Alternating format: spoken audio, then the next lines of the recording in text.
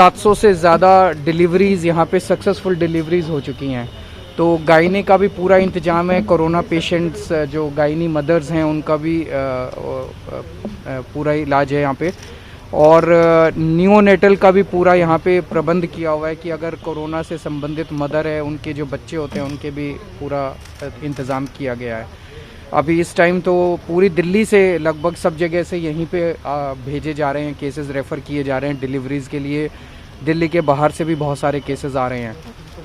पिछली वेव के मुकाबले में ये वेव बहुत बहुत माइल्ड है। ये ऊपर वाले का शुक्र है कि हम लोग सब एक बहुत माइल्ड वेव से डील कर रहे हैं। नहीं तो दूसरी जो अप्रैल में वेव आई थी वो बहुत ज़्यादा ख़तरनाक थी।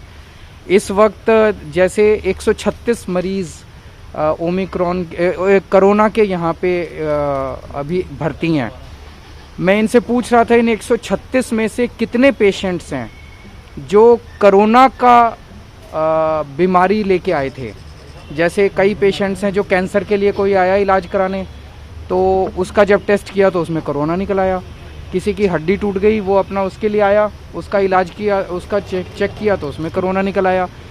ऐसे कितने पेशेंट्स हैं 136 में से जो ये कह के आए थे जी मेरे को कोरोना है, मुझे कोरोना का इलाज कराना है। 136 में से केवल 6 पेशेंट्स ऐसे हैं जो कोरोना के इलाज के लिए आए थे। बाकी 136 में से 130 पेशेंट्स ऐसे हैं जिनमें इंसिडेंटली कोरोना निकला। वो किसी और बीमारी के लिए आए थे लेकिन इंसिडेंटली कोरोना निकला। पहले आप लोगों को याद होगा कि जब अप्रैल में वेव आई थी, उस वेव में तो लोग कोरोना के लिए ही इलाज कराने के लिए आ रहे थे। लोगों की ऑक्सीजन डाउन हो रही थी, लोगों को तरह तरह की तकलीफ़ें हो रही थी और उसकी वजह से लोग आ रहे थे। ऐसे लोगों की संख्या इस बार बहुत ज़्यादा कम है। तो पूरे दिल्ली में आज जो 2-2.5 हज़ार के करीब लोग अस्पतालों में एडमिट भी है, टोटल सारा मिला के, उनमें मैं समझता हूँ कि ऐसे लोगों की संख्या बहुत कम होगी जो केवल कोरोना की बीमारी के लिए अस्पताल में आए। मोस्टली इनमें ऐसे पेशेंट्स हैं जो कि इंसिडेंटली उनको कोरोना है। तो दिल्ली सरकार पूरी तरह से तैयार है। अगर बड़ी संख्या में केसेस बढ़ते भी हैं, लेकिन केसेस का नंबर बढ़ रहा है, केसेस ज़्यादा आ रहे हैं, लेकिन अस्पतालों के अंदर लोग मरीज कम भर्ती हो रहे हैं। अस्पतालों के तौर पे हम पूरी तरह से तैयार हैं, लेकिन कुदरत की कृपा है कि हम अभी इस वक्त लोगों की हॉस्पिटलाइजेशन की भी ज़रूरत नहीं पड़ रही और डेथ्स भी इस बार बहुत कम है। कल केंद्रीय स्वास्थ्य सचिव ने चिट्ठी लिखी है और तैयार करने को आईसीयू सब दिल्ली की व्यवस्था क्या है, क्योंकि उस लिहाज से भी अगर देखें तो उनका कहना है कि हो सकता है कि आने वाले समय में इसकी ज़रूरत पड़े, क्योंकि मैंने जैसे कहा कि हम पूरी तरह से तैयार हैं। ज़रूरत पड़ेगी तो हमारी तैयारी 37,000 बेड्स तक तैयार वो करने की है। हमने अभी तक 37,000 सारी अपनी कैपेसिटी इस्तेमाल नहीं की है, लेकिन अगर ज़रूरत पड़ेगी तो हम 37,000 बेड्स तक तैयार करके 10,000 11,000 आईसीयूज़ हम दिल्ली में तैयार कर सकते हैं, लेकिन अभी उतनी ज़रूरत पड़ नहीं रही है। एक सवाल और है अरविंद, जैसे आपने खुद ने कहा कि 136 में से 130 मरीज वो हैं जो कोमॉर्बिड हैं और कोमॉर्बिड होने के बाद उनको इन्फेक्शन यहाँ मिला, तो ऐसे में मौत भी उन्हीं लोगों की ज़्यादा हुई है। तो उसके लिए स्पेशली कुछ आप लोगों ने इंतजाम किया है, क्योंकि आज भी ऑर्डर भी निकाला है आप लोगों ने? नहीं, मैंने वही कहा कि वो लोग किसी और बीमारी के लिए इलाज कराने के लिए आए थे और इंसिडेंटली उनको कोरोना भी मिला। तो वो जिस भी बीमारी का इलाज कराने के लिए आए थे उस बीमारी का इलाज तो हम कर ही रहे हैं। मान लीजिए कोई कैंसर का इलाज कराने आया, उनका कैंसर का भी इलाज चल रहा है और कोरोना का भी इलाज चल रहा है। वो मान लीजिए किसी का फ्रैक्चर था वो कराने आए, हार्ट की प्रॉब्लम थी वो कराने आए, उसका तो इलाज चल ही रहा है। अस्पताल हमारे पूरी तरह से इक्विप्ड हैं उस बारे में। लेकिन उन लोगों को निश्चिंत करा जाएंगे, क्योंकि जब आपने ये नए आदेश पाबंदियां लगाई हैं, क्योंकि मामले बढ़ रहे हैं तो पाबंदियां लगनी ही थी, लेकिन बहुत से लोग हैं जो सोच रहे हैं कि वो बेरोजगार हो जाएंगे, पलायन जैसी स्थिति के लिए। मैं उन सबको ये कहना चाहता हूँ कि ये जो रिस्ट्रिक्शंस हैं, ये रिस्ट्रिक्शंस बहुत बहुत बहुत मजबूरी में लगाने पड़ रहे हैं। मैं समझता हूँ इस वक्त हमारे लिए दोनों को बैलेंस करना बहुत डेलिकेट है।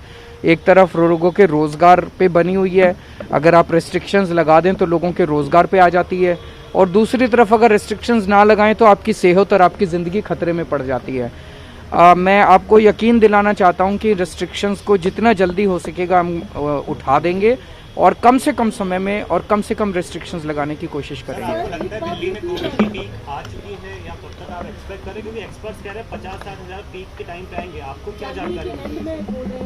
कोई भी कुछ कह नहीं सकता, मैं तो ये कहूँगा कि कोई भी कुछ कह नहीं सकता, लेकिन पिछले 3 दिन से मामले जो हैं दिल्ली के अंदर ये लगभग 20,000 के करीब, मेरे ख्याल से पहले दिन 22,000 आए थे, 3 दिन पहले, कल शायद 19,000 आए थे, आज जो शाम की रिपोर्ट आएगी उसमें 20,000 के करीब आएंगे। तो 20-22,000 के करीब मामले और 24% 25% के आसपास पॉजिटिविटी रेट पिछले 2-3 दिन से चल रहा है। लेकिन इसका मतलब ये नहीं कि आगे बढ़ेंगे नहीं, बढ़ भी सकते हैं। इसका मतलब ये भी नहीं, देखते हैं, let's keep our fingers crossed. लेकिन हम सारी इवेंचुअलिटीज़ के लिए तैयार हैं। ये क्योंकि मैं जो बात सवाल में पूछ रहा था, इसमें लोगों का ये डर है कि कहीं अब आप इस हफ्ते या लॉकडाउन नहीं लगा रहे, चिंता मत कीजिए। ये भी बात सामने आ रही है कि दिल्ली में तो रेस्ट्रिक्शंस हैं, लेकिन आसपास के जो यूनिट है, क्या ये मैं केंद्र सरकार से अपील करूंगा। डीडीएमए की बैठक में भी जो केंद्र सरकार के रिप्रेजेंटेटिव्स आए थे, हमने उनसे रिक्वेस्ट किया कि दिल्ली के अंदर केवल रेस्ट्रिक्शंस लगाने से काम नहीं चलेगा, आपको पूरे एनसीआर को कवर करना पड़ेगा। और उन्होंने आश्वासन दिया कि वो पूरे एनसीआर के अंदर इन्हीं रेस्ट्रिक्शंस को करवाएंगे। नमस्कार, मैं हूं मानक गुप्ता। अगर आपको हमारा ये वीडियो पसंद आया हो तो इसे लाइक और शेयर जरूर करें, और हाँ, हमें सब्सक्राइब और फॉलो करना ना भूलें ताकि आप देश और दुनिया की कोई खबर मिस ना करें। तो जुड़े रहिए हमारे साथ और देखते रहिए News 24।